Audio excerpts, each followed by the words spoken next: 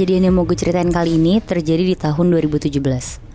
Ada satu geng anak kuliah di Bandung yang bakal pergi liburan bareng. Ada Haris, Iqbal, sama Rio. Mereka semua mahasiswa semester 4. Jadi trip mereka kali ini tuh karena mau nemenin si Iqbal yang baru aja putus sama pacarnya. Dan kepengen healing, tapi di alam. Tapi mereka tuh gak mau milih buat naik ke gunung. Cuma mereka tuh mau pergi ke salah satu curug di daerah Majalengka, yang masih sama-sama di Jawa Barat juga. Curug ini tuh lumayan terkenal karena bagus banget dan ada kayak gua dan tebingnya gitu yang bagus buat foto-foto. Nama curugnya apa, Nat? Nah, untuk nama curugnya gue gak bisa ngasih tau sih, Moy. Akhirnya mereka berangkat nih bertiga dari Bandung ke Curug naik mobil sekitar jam 9 pagi. Oke. Perjalanan kurang lebih 2,5 sampai 3 jam buat sampai ke tempat itu. Selama perjalanan Iqbal yang baru putus tuh banyakan bengong gitu loh, Moy. Minta dipasangin lagu galau terus. Ya kayak kebanyakan orang putus aja sebenarnya. Nah, Haris sama Rio yang gak mau lihat temannya sedih, akhirnya berusaha lah ngehibur Iqbal. Dipecandain terus-terusan, pokoknya dibikin gak bengong dan lupa sejenak lah sama mantannya. Sesampainya di curug itu sekitar jam 12 siang. Mereka langsung parkir dan jalan ke curug itu. Tapi karena mereka kesana pas weekdays, jadi curug itu tuh sepi pengunjung. Kayak cuma ada beberapa orang doang lah kira-kira. Jadi bener-bener buat nikmatin alamnya tuh puas banget. Mereka juga kesananya tuh kebetulan gak bawa barang banyak. Jadi semua itu ditaruh di mobil karena takut ribet pas di sananya. Nah, karena si Iqbal niatnya mau healing, jadi Iqbal tuh bener-bener pengen menyendiri lah dan ngejauh dari teman-temannya ini.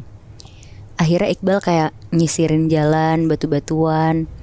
Dia jalan pelan-pelan, terus gak lama pas Iqbal sadar dia tuh ngeliat ke belakang. Pas ngeliat teman-temannya tuh udah gak kelihatan sama dia, berarti udah jauh banget kan dia jalan. Karena niatnya dia juga gak nyemplung ke air, jadi dia duduklah di batu sambil pakai headset buat dengerin lagu-lagu galau. Iqbal ngerasa tenang banget tuh di situ, kayak nggak ada gangguan dari teman-temannya juga soalnya. Terus 15 menit kemudian dia duduk, dia lanjutlah jalan-jalan lagi. Jalannya tuh makin jauh lah dari teman-temannya. Nah, pas dia lagi jalan, Iqbal tuh ngeliat kayak ada goa gede banget. Terus karena dia penasaran, akhirnya dia nyobalah masuk ke goa itu. Pas Iqbal masuk, jalan pelan-pelan sambil pakai headset, gak kerasa dia tuh tiba-tiba udah di dalam gua itu. Dan pas dia ngeliat ke depan tuh kayak ada cahaya terang banget, Moy. Makin masuklah dia ke dalam sambil ngikutin cahaya yang terang itu. Pas dia udah sampai cahaya itu, Iqbal tuh tiba-tiba keluar dari gua itu. Sekeliling dia tuh tiba-tiba hutan. Iqbal kaget banget, tapi dia ngerasa mungkin ini bagian dari curug itu yang gak banyak orang tahu. Jadi dia ngikutin terus lah jalan hutan itu. Sampai tiba-tiba dia tuh ngeliat ada kayak rumah penduduk di depan situ. Iqbal yang gak mikir akan ada rumah tuh kaget banget. Dia langsung jalan lah buat nyamperin rumah-rumah itu. Pas dia sampai di rumah penduduk itu, ternyata tuh gak ada orangnya, Moy.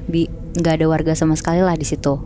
Dan rumah-rumahnya tuh kayak rumah yang kosong, terus yang kayak rumah-rumah kayu juga gitu. Bukan rumah yang kokoh banget. Ya udah Iqbal jalan lah ngelilingin rumah-rumah kayu itu sendirian, sambil sesekali ngecek HP tuh buat ngabarin teman-temannya. Dia juga sempet ngambil foto rumah-rumah kayu itu, terus dikirim lah ke Haris sama Rio.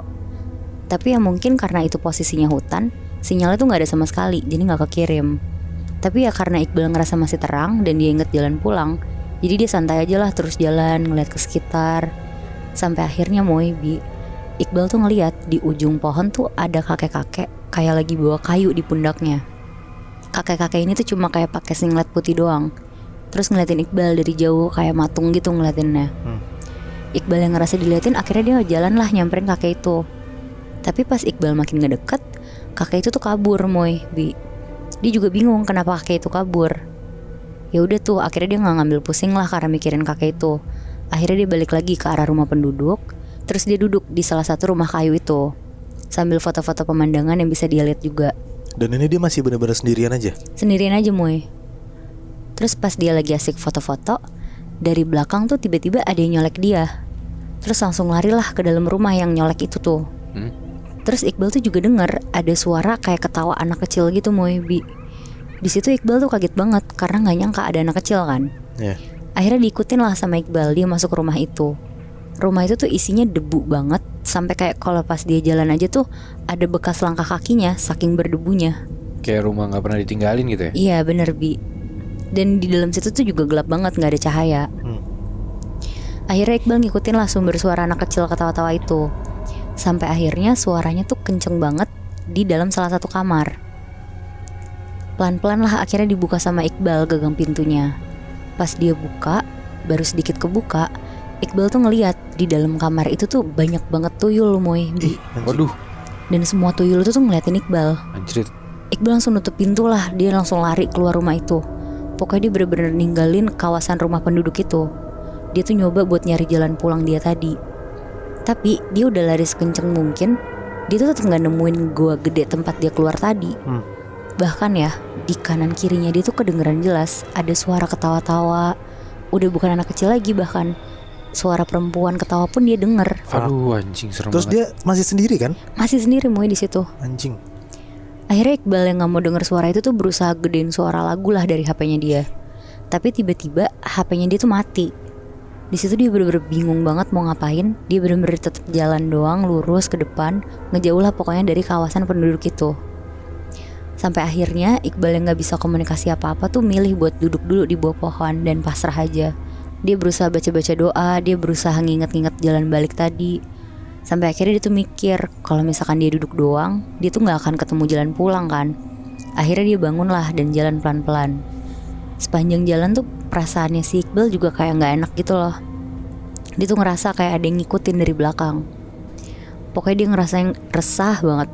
Tapi kalau dirasa-rasain terus tuh yang ada dia makin takut kan. Akhirnya dia jalan lah nyusurin hutan itu tuh pelan-pelan. Tapi Moibi, suara langkah kaki di belakang Iqbal tuh makin lama makin jelas. Aduh. Iqbal jalan lah makin cepet dia akhirnya. Nah tapi langkah itu tuh ikutan makin cepet juga. Anjing.